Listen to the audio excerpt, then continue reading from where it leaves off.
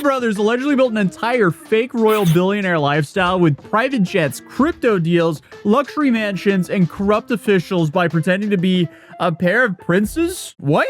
So apparently, if you buy enough designer clothes, charter enough private jets, and say the word Dubai confident enough, people will just hand you millions of dollars because federal prosecutors say that's basically what happened here. Two brothers from Ohio, not Dubai, not Abu Dhabi, not some secret royal compound in the desert. No, they are from Ohio and they allegedly built an entire fake billionaire empire that prosecutors say brought in around $21 million through fraud schemes, bribery, crypto scams, fake business deals, and just straight up luxury fuel delusion. And for a while, the whole thing actually worked. So you have Zubair and Muzamil al-Zubair. They spent years presenting themselves as ultra-connected Middle Eastern elites with endless money and royal connections. And Zubair allegedly claimed that he was married to a princess from the United Arab Emirates, while his younger brother Muzamil reportedly portrayed himself as some kind of hedge fund genius. And I'm sorry, but the fact that these guys are just some random dudes from Ohio playing dress up for these pictures makes it 10 times funnier. These guys are literally LARPing as Middle Eastern elite. And I guess because the internet is just, completely cursed, they allegedly learned investing from YouTube videos and the TV show called Billions. I'm not kidding. Imagine losing millions of dollars to someone whose financial education was basically autoplay recommendations and Showtime. And sure, while you can argue there's a lot of valuable advice out there on YouTube, there's also way more grifters than legitimate people. Unfortunately, that's just the reality of the financial space on YouTube. And I'm thinking they were kind of attracted to the grifters here because they had the whole fake wealthy thing going, because they had the luxury cars, the private jets, the designer clothes, huge dinners, VIP sports suites, expensive watches, and of course, a whole bunch of social media flexing. So federal investigators, they say the brothers carried out multiple fraud schemes between 2020 and 2023, eventually pulling in around $21 million total. During the sentencing, the judge absolutely unloaded on them, saying you stole a lot of money, defrauded people, and put East Cleveland in a terrible light. And while, hey, as bad as this sounds for Cleveland, at least Cleveland has Sir Yacht, so he'll always fix their reputation. But the more you dig into this case, the crazier things get, because prosecutors say that these guys just didn't pretend to be rich. They allegedly managed to convince actual public officials to help legitimize them. One of the biggest reasons this operation apparently looked real was because of an actual East Cleveland official started to help them sell this image. And this is making Ohio look less and less like a real place, unfortunately. But that official was apparently Michael Smeedley, the city's former chief of staff. And prosecutors say the relationship between Smeedley and the brothers basically became kind of a trade deal. So you help us look official and we'll make it worth your while. So federal investigators say the brothers showered Smeedley with gifts and perks like cash payments, luxury dinners, cigars, brown suite tickets, expensive Wagyu beef, and of course, promises of a high-paying future job. So I guess if you want to be a prince, give your local city officials some Wagyu beef. Not even a cartoon mob movie do you hear, hey, give him the Wagyu beef and he'll legitimize you as a prince. Like, what? I also love the fact that some dude in Ohio helped them legitimize themselves as princes from Dubai. Like, one would think that it would be a person from Dubai that would help them do that, not from Ohio. What does Ohio have anything to do with it other than the fact that these guys are from Ohio? I don't know. But investigators say that Smeedley allegedly started using his city position to help transform these guys from random luxury influencers into people who actually look connected and credible. And apparently, the city gave the brothers the title of International Economic Advisors for East Cleveland. Excuse me, what? Yeah, that's a completely made-up position that didn't even exist before, but I guess it sounds official enough that most people probably wouldn't really question it for too much. So the brothers allegedly used a city hall official letterhead, police credentials, and public appearances to create this image that they were legitimate. They were just international investors bringing huge business opportunities into East Cleveland. But the brothers allegedly told investors that they were launching a massive cryptocurrency mining operation in Nela Park, which is apparently this huge industrial complex in Ohio that used to house General Electric's lighting headquarters. There was just one small problem. Prosecutors say they didn't actually own it. So, with the luxury image, the city connections, and the official-looking titles, and all the billionaire role-playing possible, investors still somehow believe their story, even though they didn't own the building, which really shows you that a lot of investors really just don't do their due diligence. And this is where this scam reportedly became insanely expensive, because a Chinese investor poured nearly $18 million into the operation after being convinced the brothers owned the site and were building a major crypto mining business there. I'm also kind of wondering, like, what were they expecting to happen here? Did they really think that they were going to get away with this? If they're raising money on the pretense that they own a building site and nothing ever happens with a building site, what do you think is going to happen? Like, this is just a straight up stupid crime. I'm assuming they were trying to start some sort of like Bitcoin mining facilities, which would essentially just be a whole bunch of supercomputers solving complex problems to, I guess, generate the next block or mine the next block of Bitcoin. And obviously, these setups are expensive, power hungry, and usually require warehouses full of specialized equipment. So, according to prosecutors, the investors, I guess, like shipped over 1,000 crypto mining machines to Nilo Park at a cost of about $8.8 million.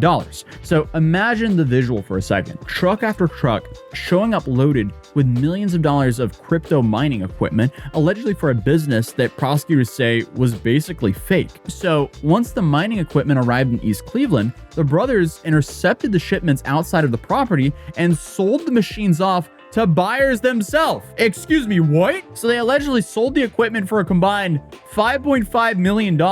Excuse me, these guys are morons. How do you secure $8.8 million of crypto mining hardware in what, 2020? And you somehow lose money? That was like the boom time for this stuff. All they had to do was do it the legitimate way, and they could have actually exited the company or gone public like so many others did. What's kind of blowing my mind about this is like they did a lot of the hard stuff here. Like, they essentially lobbied the government, they got a whole bunch of money raised, and they also somehow got $8 million of mining equipment. But because they're scammers and just didn't do it in a building they owned or leased, everything fell apart. And obviously they're scammers and they sold the equipment. Like, dude, this could have actually been a legitimate mining business. But I guess what they were lacking was the competency to actually run a legitimate business, which is why they're scammers and are now not doing too well. Because at the end of this, authorities ended up seizing, you know, the typical cars, watches, and so on,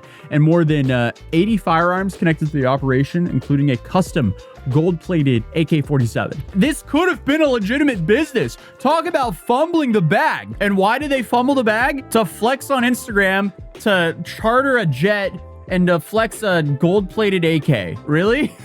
But prosecutors say that luxury spending wasn't limited to Ohio either, because the brothers obviously chartered a whole bunch of private jets for shopping trips in places like Aspen, Miami, London, Madrid, Bucharest, which genuinely sounds like someone asked AI to generate places rich people casually mention in podcasts and just go to all those places. But the fraud schemes didn't stop with just the crypto operation. Of course, because these guys are apparently serial schemers here. But the brothers allegedly kept running scams across multiple areas between 2020 and 2023, including targeting people who were personally close to them. One of those alleged victims was reportedly Zubair al-Zubair's former girlfriend from the UAE. And she apparently lost $737,000 in what was described as an investment scam. So these guys essentially LARPed as rich dudes to date wealthy women and then scam them as well. Bruh, again, talk about fumbling the bat. Imagine just like running actual businesses, using the money you raised to actually run a legitimate business, and then legitimately dating wealthy people without trying to scam them. Why are you making your life so difficult? And for what? I guess it's just like blind greed and just stupidity. But apparently none of the people around them were safe from becoming a part of their scam empire, because apparently there's a mansion situation. And of course there's a mansion situation when it comes to serial scammers, but Zubair allegedly used fake documents to lease a massive lakeside mansion, and this mansion was apparently owned by a Cleveland Clinic doctor, and investigators say the property was absolutely destroyed. The damage was about $560,000. How do you do that? And of course, the mansion later became the site of an FBI raid in 2023. So imagine being the neighbors in this ultra wealthy lakeside area and suddenly federal agents are raiding the fake Dubai Prince mansion down the street. And according to reports, the FBI itself caused another $7,000 in damages to the property. And they also stole around $27,000 in COVID relief benefits by lying on applications. Because, you know, why not scam another 27 grand when you've already scammed, what, tens of millions of dollars? It seems like that's what all the scammers did. During COVID, they all just looted as much COVID relief money as possible. But on top of that, prosecutors also say they owed around $2 million in back taxes. So, good job, guys. But I guess if your entire identity is built around looking rich, you can't really slow down. And eventually, the entire operation caught up with them, because after a 2-week federal trial, prosecutors secured convictions against both brothers and former East Cleveland official Michael Smeadley on multiple charges tied to bribery and fraud. So it's safe to say they just fumbled the bag. And they were convicted on charges including conspiracy wire fraud, money laundering, theft of government funds, and bribery-related offenses. And Zubair al-Zubair was sentenced to 24 years in federal prison, and his brother was sentenced to 23 years.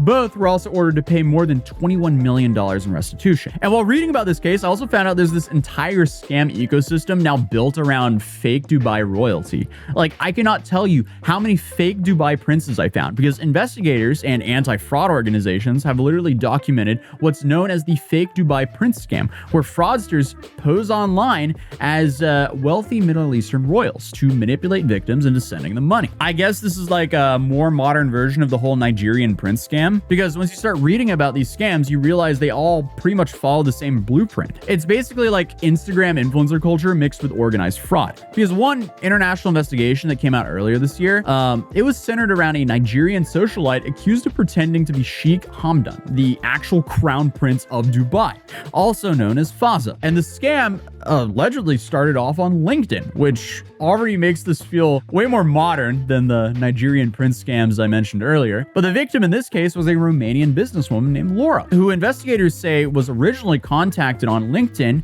to work with humanitarian projects and charitable work in Romania. So it's kind of pathetic that they're using a charity to network and scam. But over time, the relationship allegedly became more personal until the fake prince eventually proposed marriage. And then Laura was eventually directed to London to meet the prince's supposed financial manager in person. And apparently the guy actually showed up, and the victim was even allegedly given access to what appeared to be a bank account showing something like $202 million sitting in her name. Except the account was completely fake. And according to reports, every time she tried accessing the money, she was told she needed to pay some sort of processing fee. And that apparently added up to a few thousand here, another transfer there, and another international complication, until investigators say that she had lost around $2.5 million. And apparently all of it started falling apart because the dudes who were scamming started fighting with each other over money, which feels, you know, kind of standard when it comes to scammers. You know, because you have that whole saying, there's no honor among thieves. And clearly that's the case here as well. But anyway, this was apparently the alleged crown prince of Dubai. That's what they were trying to claim. And if you put a side by side, come on, guy, how are we falling for this? So yeah, if someone messages you with the weirdest LinkedIn headshot ever, claiming to be the prince of Dubai, please don't send them any money. But other than that, if you're new here, feel free to subscribe, drop a like on the video, and I'll see you guys in the next video.